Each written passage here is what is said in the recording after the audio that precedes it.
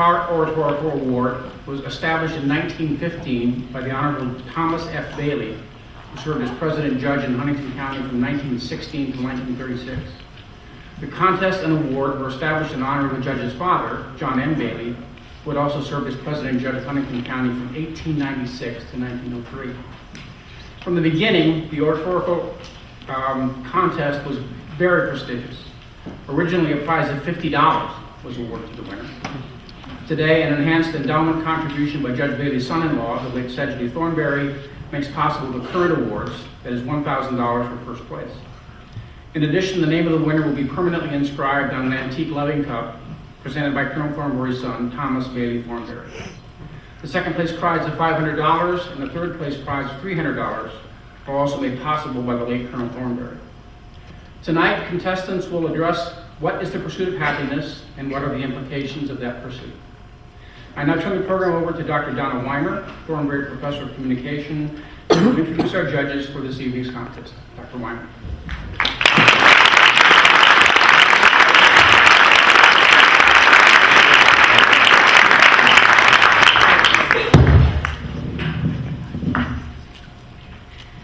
Good evening, everyone.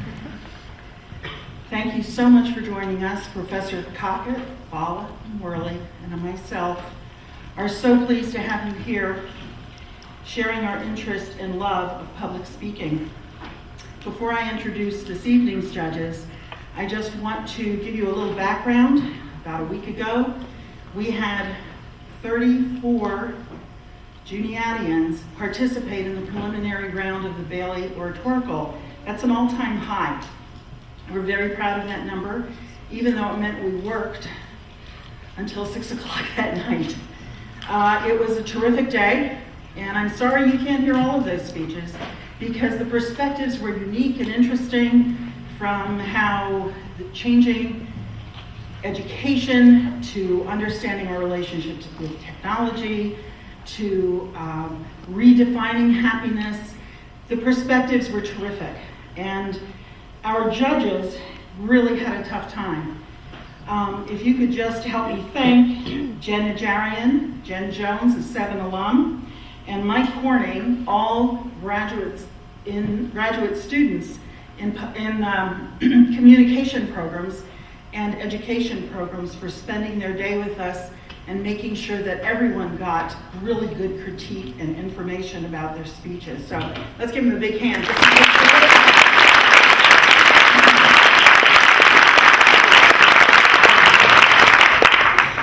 I have a few other thank yous and then I'll really move it along, but this is a big event and it can't just be done by the communication department. Jesse Sullivan, Andy Bowser, Chad Herzog have arranged this theater space and turned it into an agora for eloquence, and we're very grateful. Andy Waplinger, Nathan Wagner, and a band of stalwart digital technicians are streaming this contest live. So last year we had 80 people from all over the world, interestingly enough, some from Germany. This year one of our contestants, her parents in Ecuador, are watching. So hello, Mom and Dad. We have made one of the oldest academic events at Juniata High Tech. So thanks for the coordination and the effort.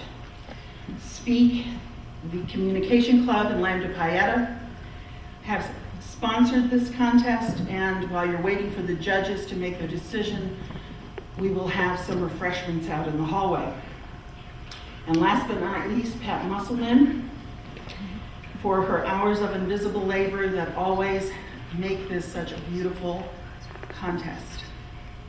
While I'm talking about Pat, she and I have been doing this for 20 years. This is the 20th year that we have run the Bailey Oratorical contest like this.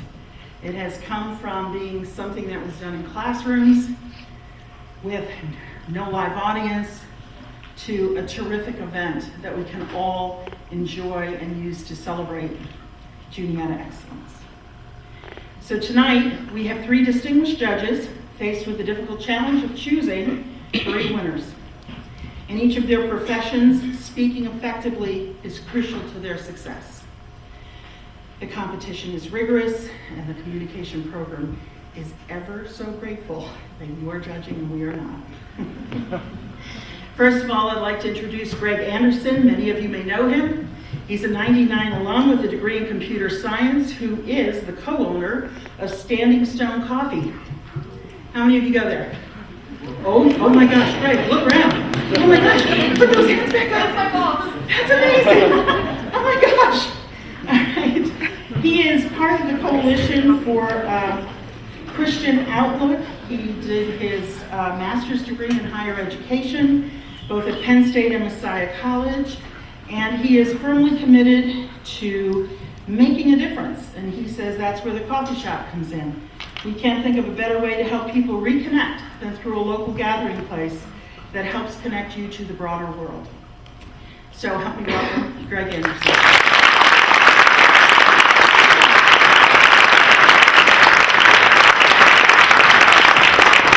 Right down the line, our next judge is Angela Thompson. She grew up in Gettysburg, came to Juniata in 1992 and studied geology. She is now living in Huntington with, she says, the man of her dreams and her 2 children. And they started their business in their home in 1997. And as you cross the railroad tracks down 4th Street, you go past Thompson Candles, that place that smells so wonderful. That's theirs. Their super scented candles are all still handmade with pride by talented candle makers.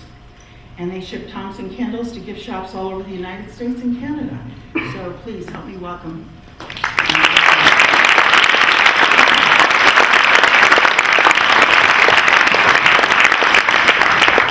Last but not least, Jessica Quinter graduated in 2000. She began teaching at the Juniata Valley Elementary School in 2001, and she is now the elementary principal at Juniata Valley. And she is also the federal programs coordinator. We are so happy to have her here because she also is the president of the Alumni Association here at Juniata College, giving us many, many hours back. Thanks, Jessica.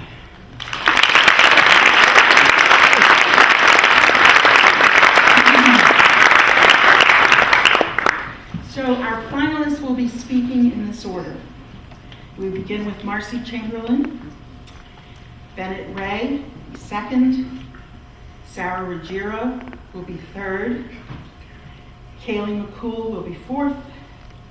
Vanessa Guetta will be fifth. Grace Canfield will be sixth. And Ann Stadenmeyer will be seventh. As the finalists are eager to begin, I will be brief. Provost Laxo told you the topic. And I would just like to say that many of you afterwards, since you all have your own favorites, always want to know, how did the judges choose? What did they do? And primarily they are looking for people who are arguing well and respecting the audience, who hold your attention, who have good evidence for the claims that they make and assert, and who you can follow along with and say, yes, that makes sense to me. So, with that in mind, may Hermes, the God and protector of ancient oratory, guide all of you in your eloquence this evening. So thank you very much for your attention. I'm going to call them up, so that will give our judges some time to make some notes. But let's give a big round of applause for our contestants.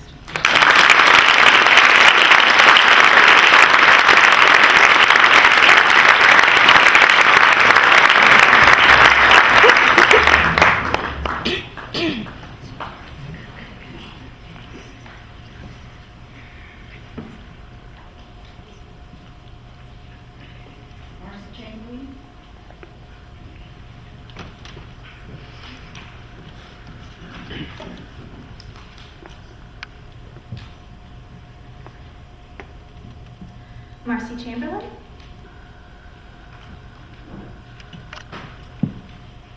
How many licks does it take to get to the Tootsie Roll center of a Tootsie Pop? 40 years ago, a cartoon boy asked this question to several lollipop-loving animals. But much to his dismay, all the animals were too impatient with their Tootsie Pop eating to know the true answer. And things haven't changed. Today, 40 years since the Tootsie Pop ad, Coca-Cola's new commercials suggest happiness is as instantaneous as twisting off a bottle cap in their new Open Happiness campaign. As media scholar Susanna Walters notes, there is no greater index of practical knowledge than popular culture. Despite practical knowledge, are we really quenched, satisfied, and happy? How can we recover the blissful moments lost while rushing to achieve our goals? Is there a way to rediscover the pursuit of happiness? I think 21st century Americans need to realize the pursuit is just as important to happiness as the attainment of happiness. In other words, the pursuit of happiness is like trying to get to the Tootsie Roll center of a Tootsie Pop. You can be impatient, biting immediately into that lollipop, ruining your enjoyment of that Tootsie Roll center because you've hurt your teeth or cut your tongue. Or you can take your time, delighting in each lick, and that Tootsie Roll center will be all the sweeter. We have grown impatient. Our impatience is eroding our enjoyment of happiness because we are missing the pleasures within the pursuit. In his book, In Praise of Slowness, Carl Honore, an international journalist, advocates the slow movement, which encourages us to fully engage with moments instead of dreading them and treating them as wasteful. Honore believes we are racing through life instead of actually living it. And I agree. I remember myself as a freshman, envying my senior sister. Oh, how I wanted to be done with college already.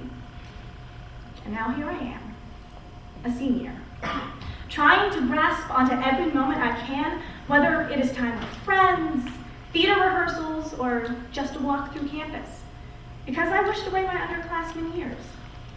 For Honore, the realization to change his fast-paced life happened when he considered purchasing 1-minute bedtime stories to read to his kids. He was trying to force instant gratification on his children to hurry them off to bed. Honore wrote, "We are obsessed with the destination and have lost the art of enjoying the journey. Most college students are just focused on the grade or graduation. But it is an absolute joy to professors when they find a student in college who is here to learn for the sake of learning. We need to refocus ourselves on the pursuit, and adopting slowness will help." There are many ways to incorporate slowness into our lives. Probably the most popular slow movement is slow food. The Slow Food Organization began with 62 members who resisted the opening of a McDonald's near the Spanish Steps in Rome. Its website states, "Slow Food is a non-profit, eco-gastronomic, member-supported organization that was created in 1989 to counteract fast food and fast life, the disappearance of local food traditions, and people's dwindling interest in the food they eat, where it comes from, how it tastes, and how our food choices affect the rest of the world." The idea of slow food is actually part of many European cultures. In his book, Honore writes about a meal shared with a slow food advocate on the northern coast of Italy. The restaurant is settled in a place so customers can enjoy the scenery and atmosphere of the town. The ingredients of the handcrafted meals are from the owner's family garden and last for hours, course after course, with each bite lingering in your mouth as you appreciate your company. The food has a history and a link to the land, and isn't just about filling you up, but about sustaining you. This concept towards eating will lead to a healthier and happier lifestyle, and so can other slow movements, like slow travel, where the pleasure of the journey isn't lost by the anticipation of the arrival, and slow parenting, where parents plan less for their children, allowing them to enjoy their childhood and explore the world at their own pace. But don't expect slowing down to have a quick fix. There's a process to it. Just like happiness, there's a pursuit. The webpage of the International Institute of Not Doing Much, the IINDM, lists their how-tos for slowing down. One of these rules is, do not be pushed into answering questions. A response is not the same as an answer. Ponder it. Take your time. I would like to add to this rule, it's okay to say no. Honore says adopting slowness will ask for us to discontinue some activities, But don't worry, pre-med / athlete / class president / first chair flute / organizer of the Guinness record-breaking mattress dominoes.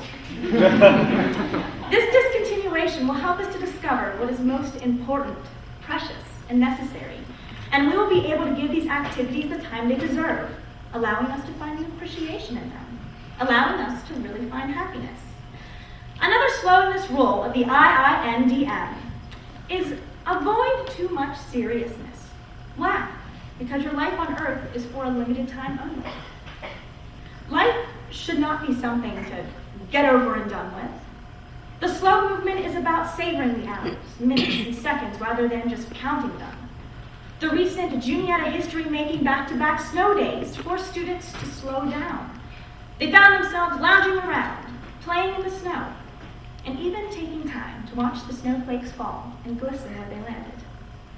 This reflects another role of the International Institute of Not Doing Much. Practice doing nothing. What the founder of the IINDM, Christopher Richards, a writer and communication consultant, means by doing nothing is not needing a goal to motivate us or to give something meaning. Even though our goal is happiness, we can still attain happiness without planning for it. We just need to be fully engaged within the pursuit. At the end of the famous Tootsie Pop commercial, the question the boy posed, how many licks does it take to get to the Tootsie Roll center of a Tootsie Pop, is answered with, the world may never know. Even if we may never have the satisfaction of knowing exactly how many, despite practical knowledge, we can still find joy if we savor each lick instead of twisting off bottle caps and chugging down moments. True, enduring happiness is not achieved if we rush through our lives, nor is it found within instant gratifications. But happiness is realized by experiencing the joys within the pursuit. The pursuit is just as important to happiness as the actual attainment of happiness. As we prepare for spring break, let's try to make it a real vacation and allow ourselves some slowness. Understanding that the pursuit of happiness is like trying to get to the Tootsie Roll center of a Tootsie Pop, finding joy within each lick as we strive for that happy, chocolatey center.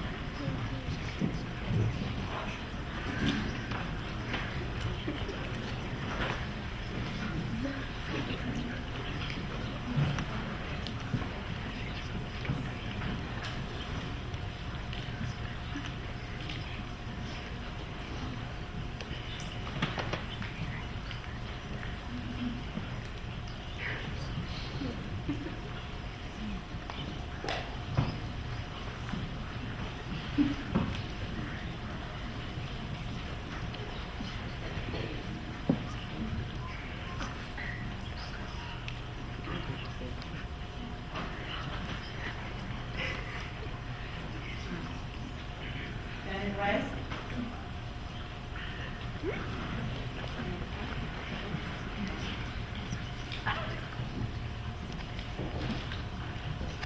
Bennett Ray.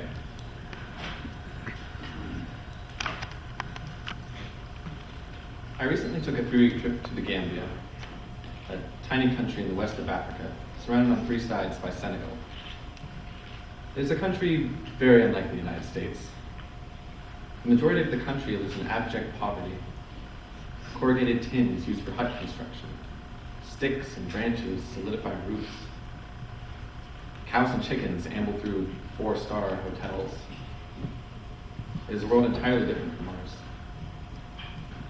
According to the U.S. Department of State website, the average employed Gambian earns about 50 dollars per day. That is a little under $2 US. Not per day, sorry, not per hour, per day. Many villages do not have running water or electricity, and education is not a foregone conclusion as it is here. Yet, they call the Gambia the Smiling Coast, and I knew immediately when I entered the country why this was so. The people there are friendly.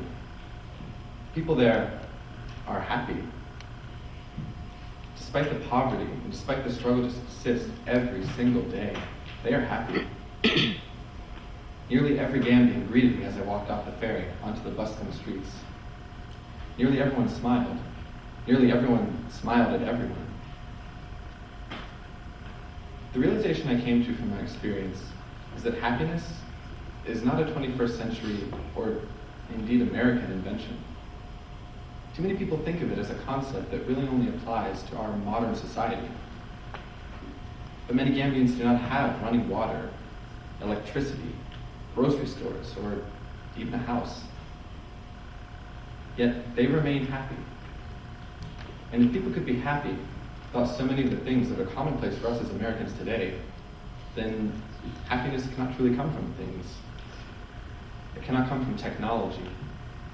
It cannot come from bigger houses, faster cars, traveling the world, or winning the lottery.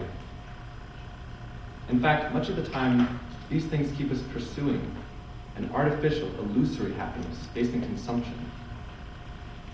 Really, we must only rid ourselves of that futile pursuit to see that happiness is in simplicity. This simplicity allows human beings to return to the basics, other people. Happiness must be derived from our genuine connections with each other, which can only fully be realized when we embrace simplicity. Otherwise, our modern possessions will keep us grasping at an unreachable mirage of happiness on some distant horizon. Recent surveys have found that happiness levels for those in the Forbes 400 list, the list of the richest people in the world, were the same as those of the Maasai herding tribesmen of East Africa. The Maasai do not even have running water, yet they are just as happy as Bill Gates. How can this be? How can one live in destitute poverty, much worse than anything you could see in this country, and be just as happy as one who can purchase anything in the entire world in the blink of an eye? Another finding on happiness came from an independent research group in Britain, and they found that Costa Rica is actually the happiest country in the world, followed by countries such as Vietnam and Jamaica. The United States, 114th. In fact, most of the developed countries ranked lower on the list, suggesting that technology and the more industry that a country has, the less happy its citizens are. So what do the Gambians, the Maasai, and the Costa Ricans share that we do not? They don't have much. So their happiness is found in their interactions with each other. It is the way human beings live in numerous countries all over the world. In America, we have replaced that genuine human connection and communication with electronic stimuli and fake conversation to the point where authenticity is no longer the norm. Technological progress in terms of telephones, television, and the internet has drawn us away from people. Sure, sometimes you gather on the TV with friends, and yeah, the internet and telephones can be helpful for keeping in touch with people from far away. But how often do people sit in a chair staring at a computer instead of going out to interact with others? How often do you text instead of speak in person? How often do you watch TV alone or put on your iPod while walking around campus? The New York Times printed an article last year covering a study in which researchers were trying to calculate how much time Americans spend each day looking at advertisements. And the study was interesting in its own right for that calculation. But it was something else they found that really disturbed me. They found that American adults spend 8 hours every day looking at screens. 8 hours. A third of the day looking at computer screens, TV screens, GPS screens, cell phone screens. What does that say about us as a society? How connected are we to screens? And the bigger question is, how much less connected are we to other people because of that? Now, I'm not suggesting that everyone burn their televisions, delete their Facebook, and stomp on their cell phones. I don't expect people to wholly reject technology and move to a cabin in Montana. But it is paramount to have an awareness that things that consume our lives today have not always existed. People used to consume our time, not computers. What do gamblers do in their free time? They don't set other human beings at a distance by relegating themselves to screens for hours upon hours. They interact, they communicate, they connect with each other. There are very few distractions like those that plague America's societal landscape. To better know happiness, we must go beyond the distractions. We must go beyond pursuing the things that consume our time needlessly. We must stop deluding ourselves into thinking that any item will make us happy. Give up the pursuit and simplify, because happiness is found in simplicity. It is found through the interactions we have with others. We must always be cognizant that the things in our lives act as walls, blocking us from each other and obstructing what otherwise might be gazes directly into the hearts of one another. If we cannot look past the distractions and connect with each other, we will continue to foolishly pursue happiness as it lies just outside our reach. We all have the capacity to be as satisfyingly happy as those gamblers. We need only shed the pursuit and instead rediscover humanity.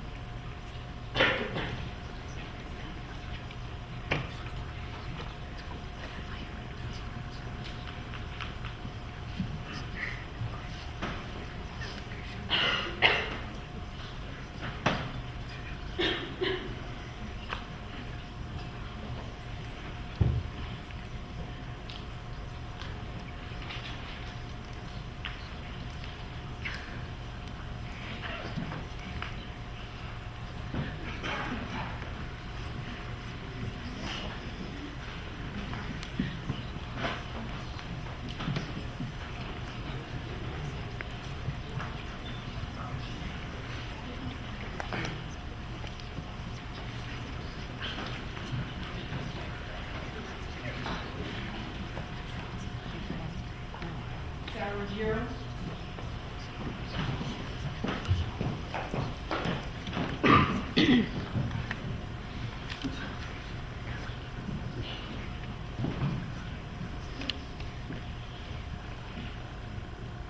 Sarah Ruggiero. On Tuesday, January 26th, the Juniata community welcomed distinguished speaker Annie Leonard to campus. For those of you who are unfamiliar with Annie Leonard, she is an environmental activist, most known for her animated film, The Story of Stuff, in which she traces the life cycle of material goods and how this consumption hurts the planet and ultimately leaves us unhappy. Now, you may find yourself asking, how is happiness related to the life of my iPod? Why will knowing how our microwaves decompose tip the scales of our emotional balance? The first step towards the pursuit of happiness is asking questions like these. As a student attending Annie Leonard's lecture, I was blown away by the simplicity of her message, of how one person could have such an international impact. We live in a country that assures our right to an opinion, gives each of us a vote, and allows us to actively fight for what we believe in, no matter what that belief is.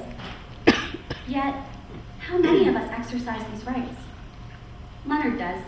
She lives this concept of happiness where happiness is found in having a purpose. In fact, she inspired me to question how we could find purpose in our own lives. In a world built on pleasure, how can we discover happiness through purposefulness? The answer is activism. Having a goal and working to accomplish it is the pursuit of happiness.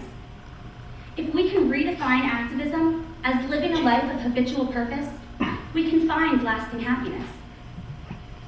Tonight, I will address the necessity of redefining activism, the importance of having a purpose, and the value of increased self-worth. Leonard's own self-worth inspires us to live a purposeful life through activism. As she explains, activism is a process, not a product. You don't stop if or when you achieve something. The process matters more than the outcome. Centuries ago, Aristotle said, happiness is a vital activity that brings immense joy.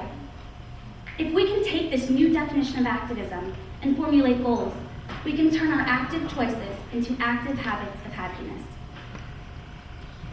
So, am I telling you to form human blockades in front of weapons arsenals, scream obscenities at those driving gas-guzzling SUVs, stampede abortion clinics?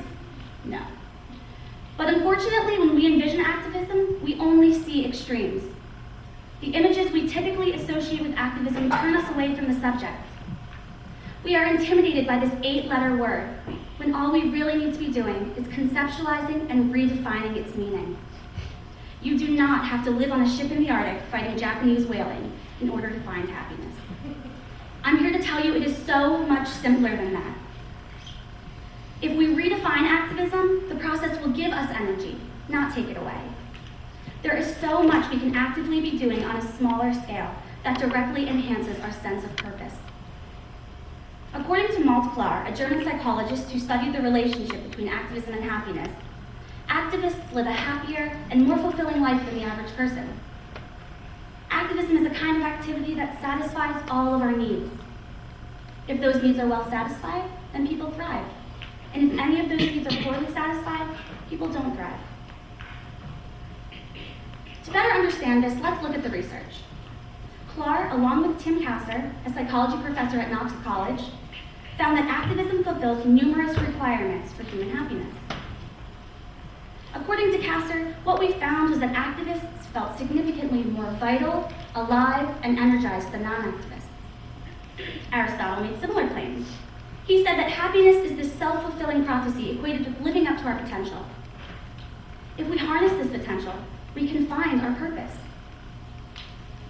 In order to understand why activism, whether political, environmental, animal right related, heightens happiness, we must first understand what contributes to our overall self-worth. We typically measure happiness by how we are feeling in the moment. Am I currently happy? Will I become happy if I watch my favorite movie, dine at an expensive restaurant, buy a new car? Yet, these ideas are mere band-aids for happiness. They cover the surface and extend for as long as the moment lasts. In comparison, activism serves a long-term habitual purpose. The excitement over an iPod may only last the first month after purchasing it, leaving us then with a new materialistic void to fill. Instead of vying for immediate pleasures, activists find a passion and vow their life purpose to its commitment. If I asked you right now, what are you passionate about? Would you be able to answer? Knowing this answer provides goals and direction that has activists striving for a higher purpose within society. Activists can speak richly and emotionally about their passions, what they are doing to improve them. Yet, many of us fail to recognize our own passions, instead neglecting our self-worth. So, by redefining activism as this process toward achieving a goal through dedicated involvement, and this involvement in return gives us purpose, the result is a renewed sense of self-worth leading to lasting happiness. So, how can happiness and a sense of purpose increase your self-worth? Let's look at an example. In 2008, thanks to continued animal rights activism, Pennsylvania passed House Bill 2525 into animal cruelty law. It aims to curb some of the most volatile cases of animal abuse in the state. This federal legislation was a result of activism. It was a result of people like us taking a stand against the harsh reality of puppy mills. And while those dogs now have ample exercise time, food, water, shelter from weather, those activists have a renewed sense of self-worth and faith in their purpose here. You didn't have to be one of the hundreds of supporters who came together at the state capitol that day in 2008. You don't have to lobby Congress or petition the state legislature. In fact, you can become activists right here at Juniata. How can we do this? Well, we can actively fight the energy crisis by turning off lights when we leave rooms. We can actively support animal rights by adopting pets from local shelters. We can actively address the loss of farms by purchasing produce from local farmers markets. These are just a few of the many causes current activists pursue. The important thing is that you find a cause that's right for you and go after it. Today, I challenge everyone, get involved, find a purpose. If you want to improve campus, start by redefining activism. Take a stance, be committed, acknowledge the importance of discovering a purpose, and allow that purpose to be your pursuit to happiness and awaken your self-worth. As Clar and Kasser say, I have a good life, not because I have a lot of pleasure, but because life is meaningful, because it feels like I have a higher purpose. It is my hope that my words tonight that can become action, that each of you will ask yourselves what you can actively be doing for our college, our communities, our planet. In the end, you may realize you've gained more than a purpose, pursuit, or path. You've actively achieved happiness.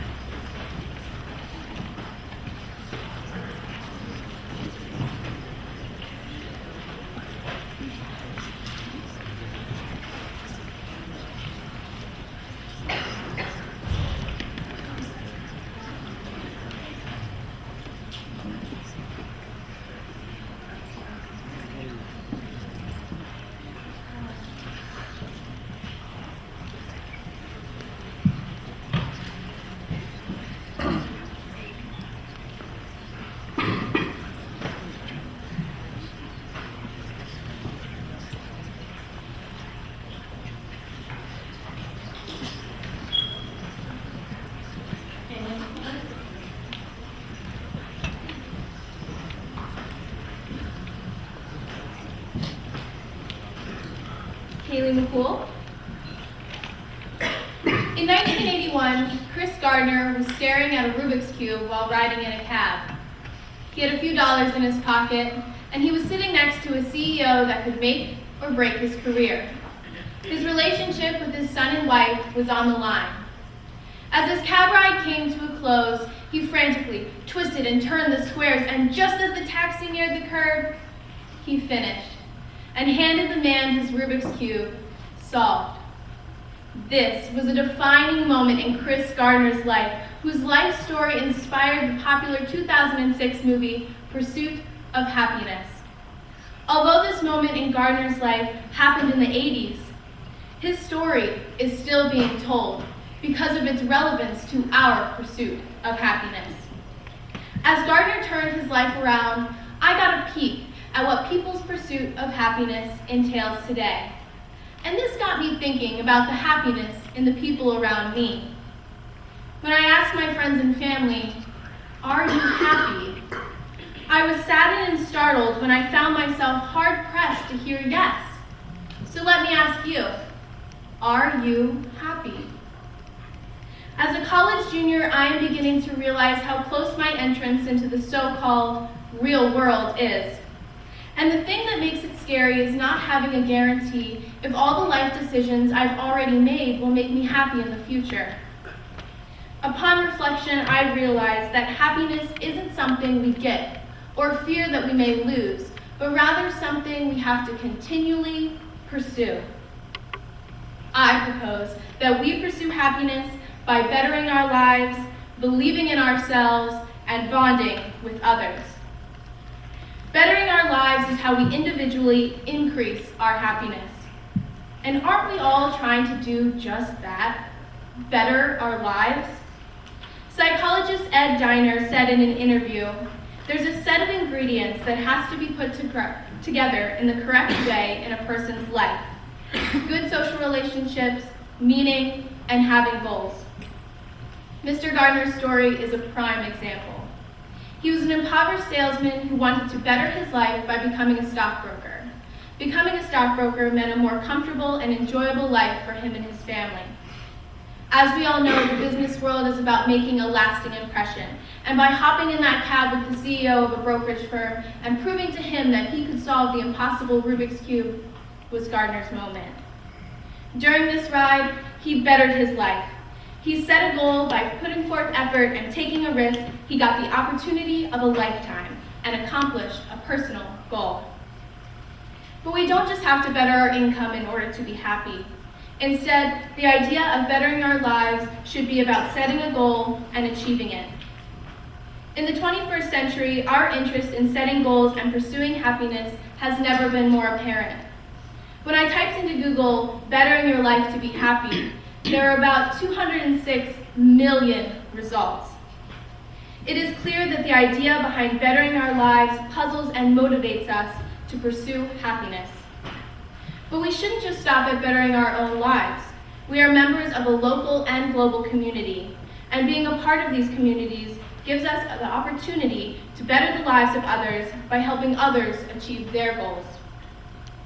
As we start to reform the way we pursue happiness within ourselves, we also need to realize how equally important it is to derive meaning from our community. What I'm talking about is believing. Not only pursuing goals by enriching them through faith in ourselves and others. Gardner shows us this in the cab.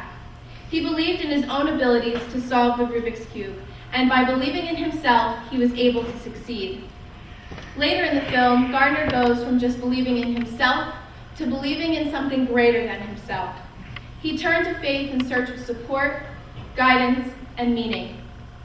The Christian faith worked for Gardner, and this isn't to say that one belief will make you happier than another. Believing in something bigger than ourselves can offer us a sense of meaning, whether this is a life philosophy or religious belief. In the article, "How Do People Pursue Happiness?" found in the Journal of Happiness Studies, it's noted that a sizable body of research supports the link between faith and well-being, likely because religious activity provides increased social connectedness as well as a sense of life purpose. This suggests that people not only become happier through believing because believing gives us a sense of purpose, but believing also gives us a sense of community. David Gilbert, a Harvard psychologist, says that religion might not be exactly why churchgoers are happier than non-churchgoers. It's the network of relationships that make us happy. Knowing that there are people in our lives willing to lend us a needed hand and support our beliefs. The Juniata community is an example of one such network of relationships. Juniata conveys the importance of believing in 3 principles: think, evolve, act. If we believe in ourselves and believe in Juniata, we can make the changes necessary to think, evolve, and act in ways that will not only help us, but help others. Bettering our lives by working towards goals and believing in ourselves and something bigger are important. But sharing what we've gained with others will help us attain true happiness. Researchers say meaningful relationships make us happy. According to psychologist Ed Diner, having deep relationships in our lives make us happier because humans have a natural desire to create bonds with people. So how do we know that having relationships is important to us today? Think about it. Do any of us not want close relationships in our lives? I doubt it. We actively seek the formation of meaningful relationships because having these relationships make us feel wanted, appreciated, and ultimately happy. Relationships are so vital in our lives, they are evident in places we wouldn't even think to look. Take the Winter Olympics that have just ended. The Olympics provide a competitive yet relational environment. Athletes from around the world come to compete against one another, and yet many competitors create lasting relationships with one another. Not only are the athletes capable of putting aside the determination to take gold in order to create relationships, countries that can't even exist together without war can put down their weapons and find common ground with one another in athletics, allowing the world to bond. So if you were sitting in a cab with the person beside you that could make or break your career, could you believe in yourself? Would you draw upon the love and the relationships you have to succeed? And will you take that leap of faith to better your life? Pursuing happiness is obviously not easy. It takes hard work, love, and often a leap of faith. In the 21st century, the pace of change has accelerated, and we are trying to attain happiness every which way. So I ask you to consider pursuing happiness through these ingredients: bettering your life by achieving your goals, believing through having faith and community, and bonding within meaningful relationships. By internalizing and actualizing this recipe, I am in the pursuit of happiness. And my hope is that if we are ever asked, "Are you happy?" we can respond with a resounding yes.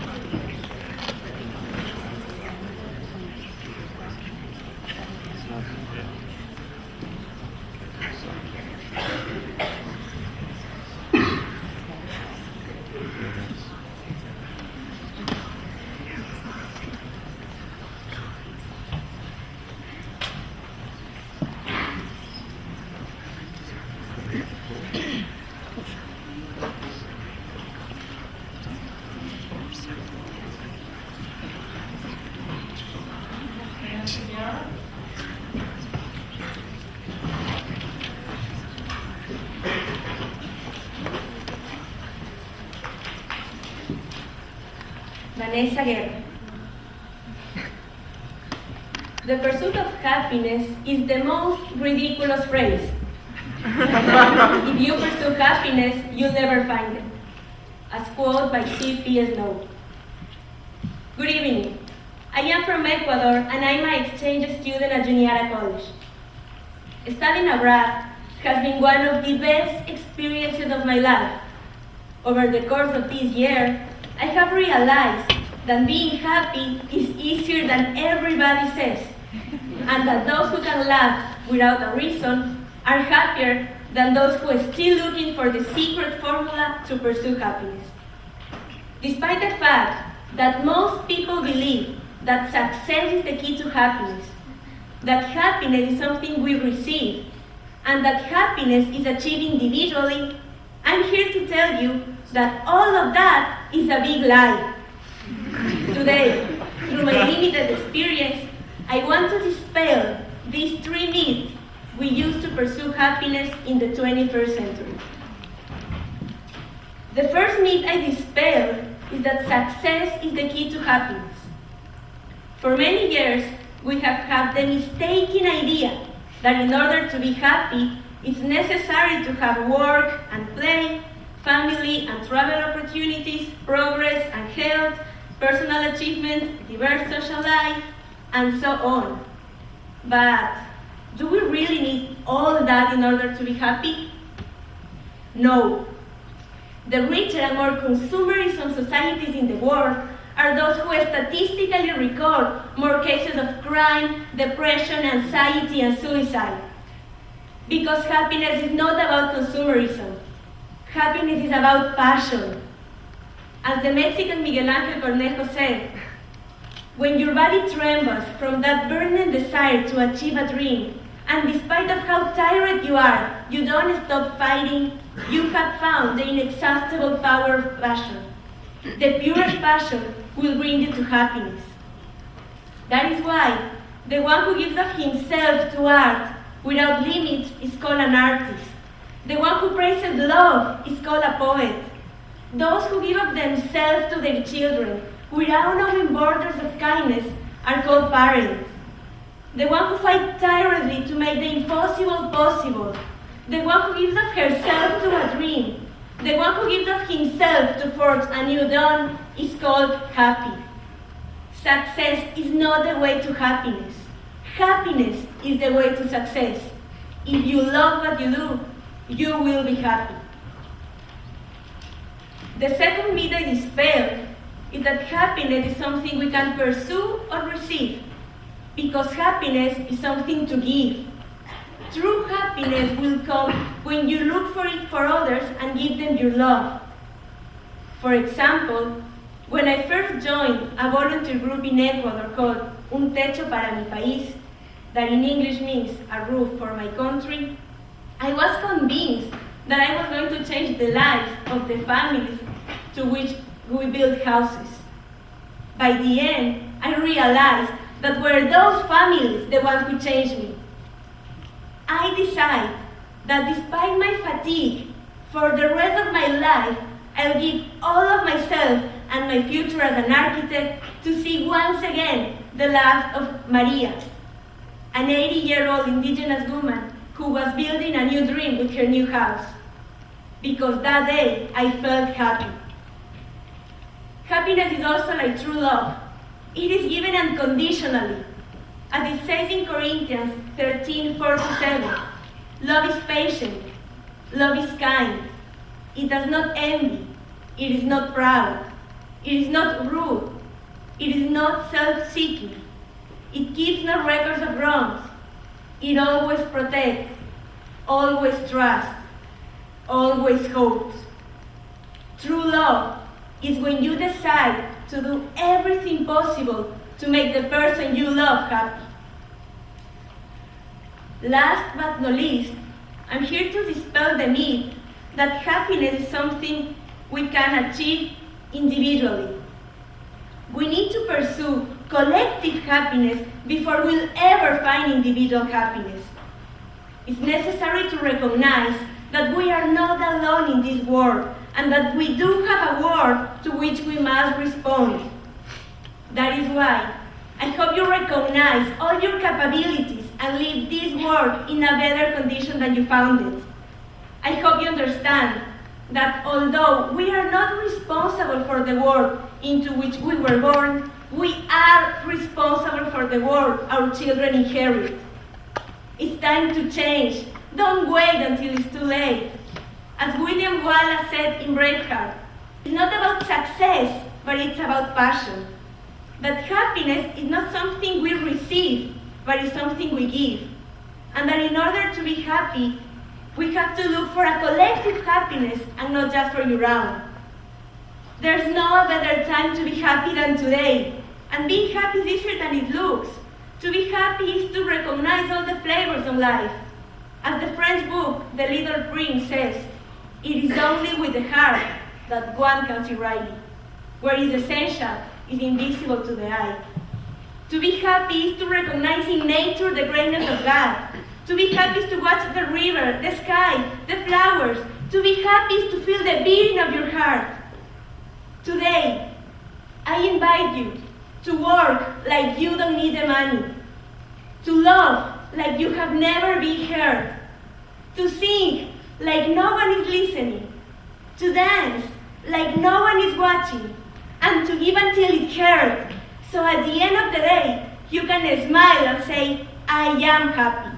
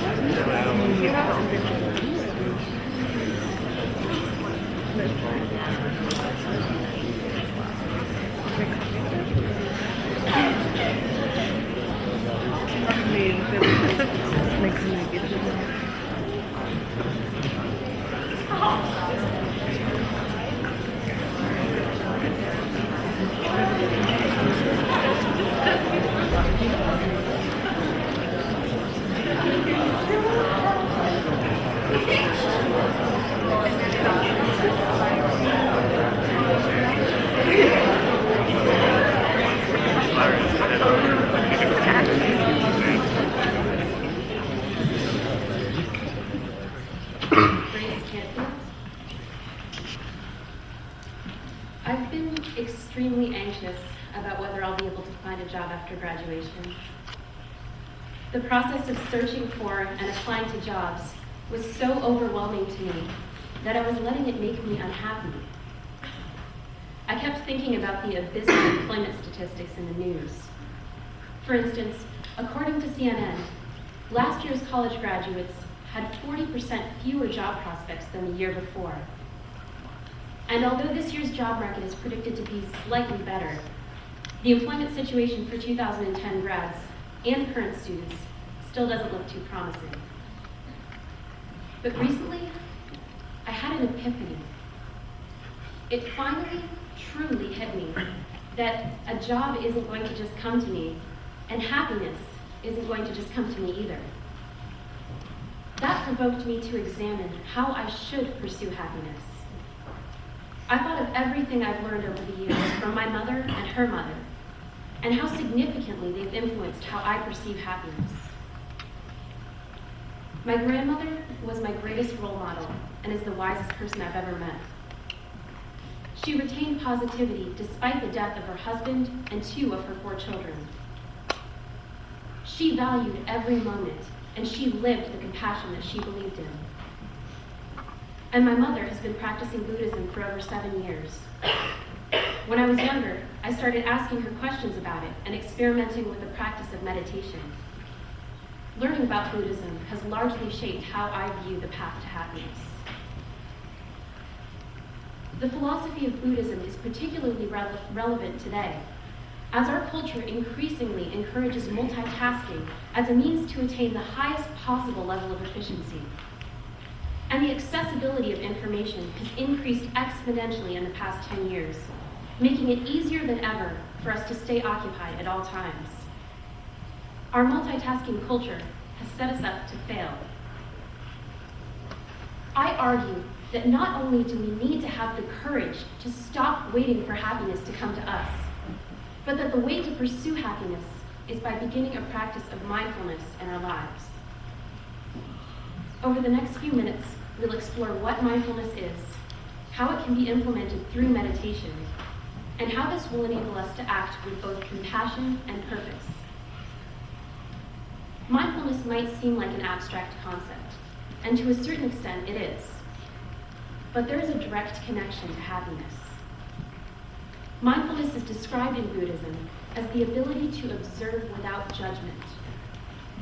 It's that fleeting moment when you first notice something, but haven't yet categorized or compared or criticized it. When you first walked into the Suzanne von Liebig Theater and saw this podium, there was a millisecond of pure observation that you probably didn't even notice before your mind registered, that's a podium. That millisecond of observation is mindfulness. Last month, Psychology Today published an article on the pursuit of happiness. The article recommended mindfulness as a powerful tool for experiencing happiness when practiced regularly. And now, more than ever, mindfulness is necessary in our lives. The more we multitask and become accustomed to dealing with many stimuli at once, the less we are able to live in the present moment. In fact, there's evidence that chronic multitasking lowers effectiveness and productivity. A 2009 study published in the Chronicle of Higher Education found that multitaskers performed much worse on cognitive and memory tasks that involve distraction.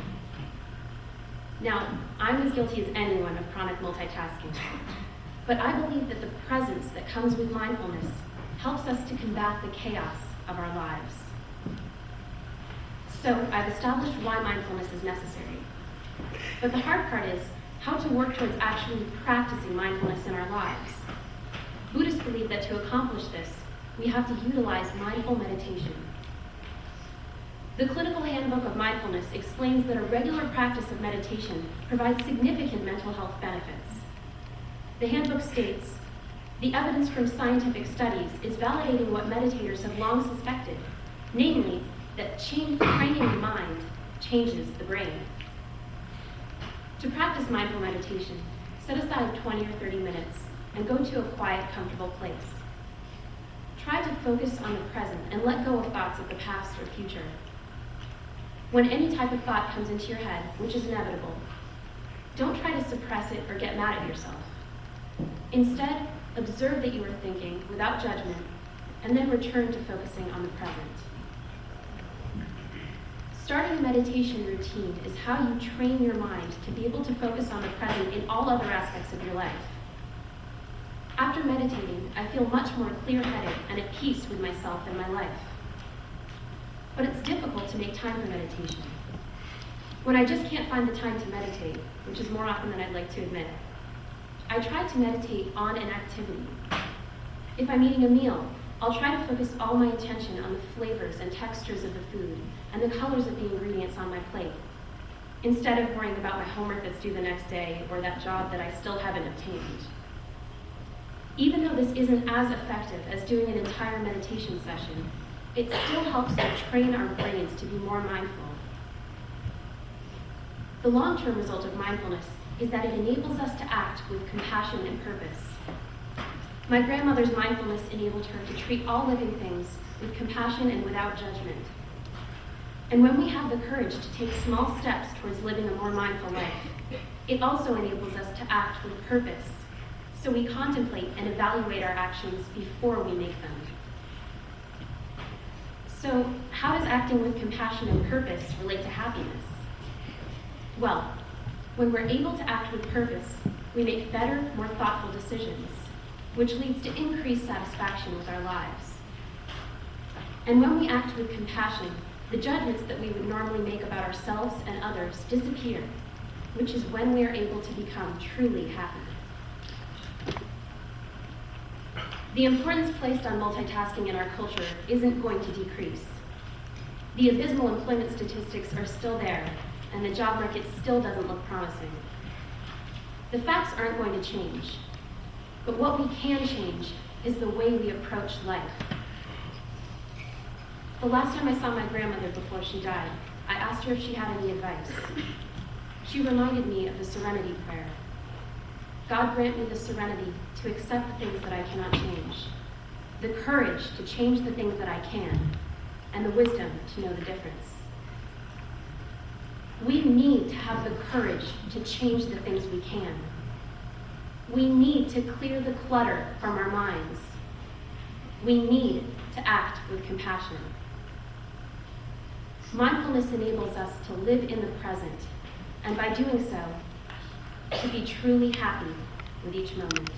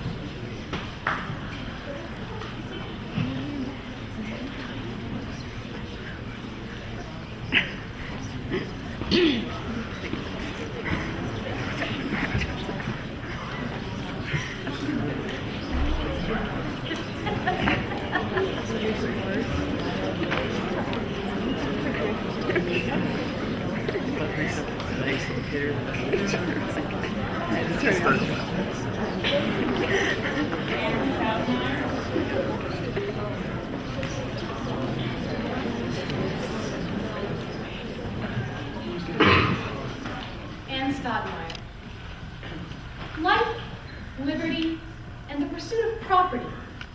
To all of us, this must sound familiar, and yet not quite right. After all, everyone can remember learning about Thomas Jefferson's famous statement of the rights of all Americans to life, liberty, and the pursuit of happiness. This permeates everything we base our society on. But what many of us may not be aware of is that Thomas Jefferson adapted this phrase from the philosopher John Locke's belief in the rights of people to life, liberty, and the pursuit of property. Now, you may feel like we've all suddenly become history majors, and keeping in mind that Professor Tootin would be overjoyed, bear with me for a moment. Jefferson's change to Locke's original ideal embodied all the hope, beauty, and freedom the colonies offered. The beauty of the land, the hope of new opportunities, and the freedoms that we now believe to be inalienable rights. Unfortunately, as time has passed, we have chosen to forsake Jefferson's ideals and instead embrace John Locke's rights to the pursuit of life, liberty, and property. And if you're anything like me, hear the words history lesson and run the other way. Though it may be hard to really admit to ourselves that all these material entrapments aren't as valuable as we first thought, isn't it now of all times, a time of recessions, bank greed, and Wall Street corruption, that it becomes a good time to realize that our pursuit has become a greedy, materialistic pursuit?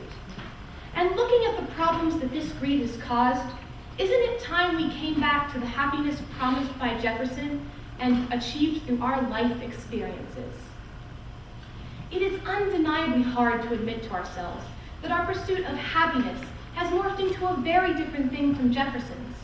Yet, our love for material acquisitions has never been more obvious. In a survey conducted by St. Bartholomew's Medical College, asking people what they viewed as most important in their lives, the most frequently mentioned area was financial success. If we really choose to look, we find our addictive need for materialism everywhere. According to Experian Automotive, households owning more than 3 cars are the largest group of car owners in America. 99% of Americans own televisions. Can you imagine that? 99% of us own TVs. I know my own family has 3 sets. And don't forget those lottery tickets we all buy, hoping for instant wealth. As much as we may try to deny it, we have become addicted to the quest for wealth and are constantly pushed to acquire more. After all, Every day our society tells us that Mr. and Mrs. Jones have everything we could ever want. Though material success may not seem like an entirely bad aim, the supposed happiness gained from this pursuit of property is, like the material goods themselves, transient, superficial, and above all, greedy. According to the University of Chicago, the percentage of people who consider themselves happy has decreased by 4% since 1957, when the average income was only $10,000. Think about that. We have more money, but we're less happy. Even in situations that we may consider the ideal dream come true, unhappiness lurks in the undercurrents. Psychologists interviewed major lottery winners and learned that the joy of sudden wealth disappeared in only a few months. In addition, the winners had a hard time finding enjoyment in everyday activities like talking with friends. As Arthur Brooks, a professor at Syracuse University, said, it's as if the overwhelming wealth dulls the enjoyable flavors of life. And the underlying implications of such a pursuit are not always so seemingly innocuous. The greed of U.S. banks has led to the worst recession in decades and could lead to upward of a $12.2 trillion debt through the Troubled Asset Relief Program. To put that huge number in perspective, that's enough to give you, me, and every other American more than $36,000 each.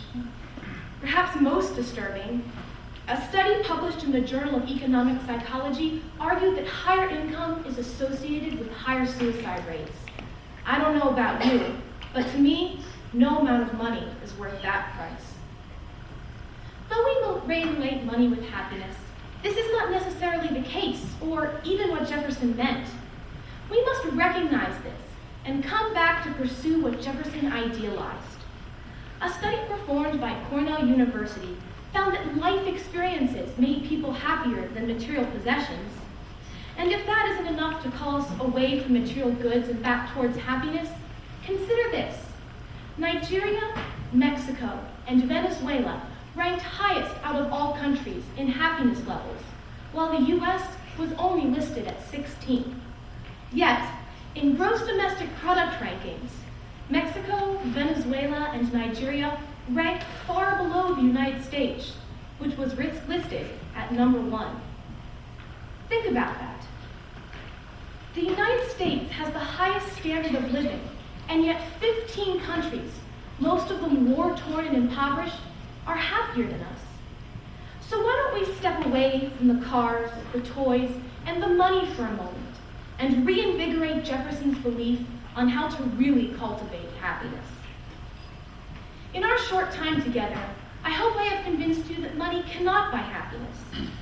Jefferson saw a potential in our nation that existed nowhere else, and we too must, like the great leaders we revere, like Martin Luther King, Eleanor Roosevelt, and Jefferson himself, seek and recognize the happiness that the ideals of America promise. Charles Kingsley once said, "We act as though comfort and luxury were the chief requirements in life, when all we need to really make us happy is something to be enthusiastic about." So let us step back from our tireless pursuit of property. Let us retire John Locke to the bookshelf, and let us remember what the pursuit of happiness has gained for us so far. A nation founded on the ideals of freedom, equality, and love. Though fast cars and fancy toys may have their appeal, it is fleeting and comes with a price tag that is too high. On one of my 3 TVs, I once heard a Lexus ad brag that whoever said money can't buy happiness isn't spending it right. But to that I must say, a hug from a loved one, the friendships formed here at Juniata and beyond, and the hope that our country promises us are much sweeter than what something like a Lexus can give. And the last time I checked, about $35,000 cheaper.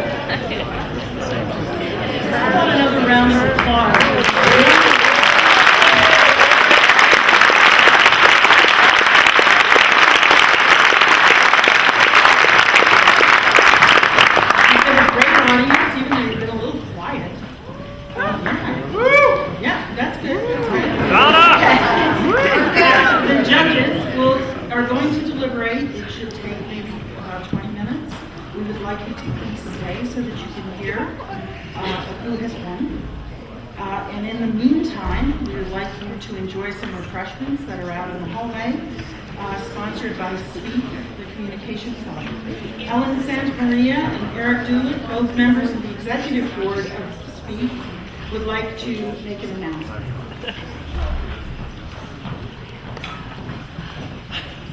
Good evening, ladies and gentlemen, and thank you for choosing to attend tonight's event. My name is Eric Dulick, And I'm Ellen Santa Maria. and as Dr. Weimer said, we are both officers for SPEAK, which is the communication club here on campus. Tonight we've placed 3 post-it notes under the right-hand armrests of your chairs. So if you each look under the right-hand armrest of your chair, if you have a post-it note with a number on it, please raise your hands and come on down and we will give you a prize.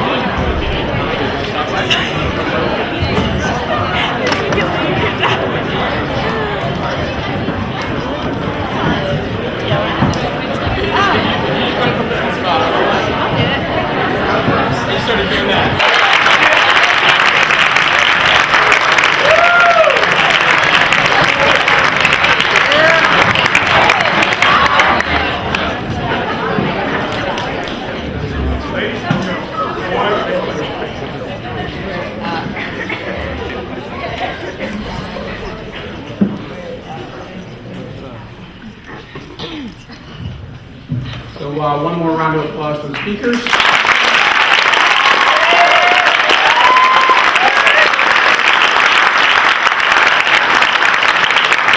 And a big round of applause for the communication faculty.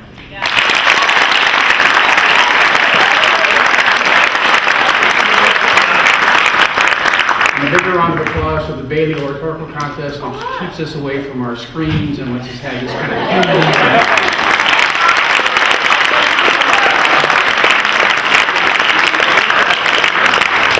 So, in third place, Grace Canfield.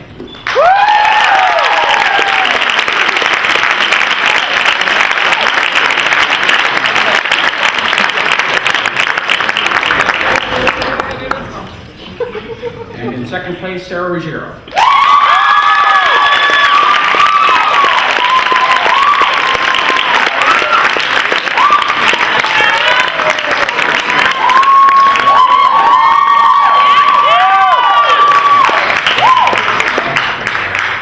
And the winner of the Bailey Oratorical Award this year, Vanessa Guerra.